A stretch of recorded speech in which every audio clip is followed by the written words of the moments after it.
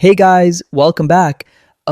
So in this video, I'll show you how to reinstall Monopoly Go and restore your lost account and game progress. Let's get started.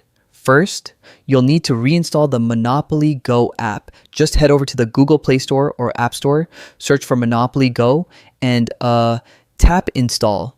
Once it's done, open the app. Now, to recover your lost game progress, you need to sign in with the account you used before. So tap on the 3-bar menu at the top right, then go to settings and select manage account.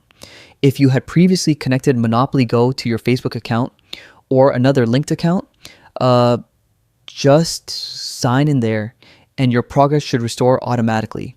But, if you didn't link your account before losing your progress, there's still a way.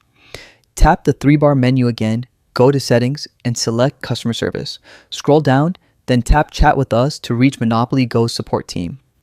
In the chat, explain what happened, like mention that you lost access to your Monopoly Go account. Provide any details you remember, like your username or linked email. The support team will guide you through steps to restore your account. And that's it.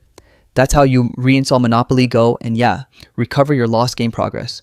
If this video helped you out, don't forget to like, subscribe, and check out our next tutorial.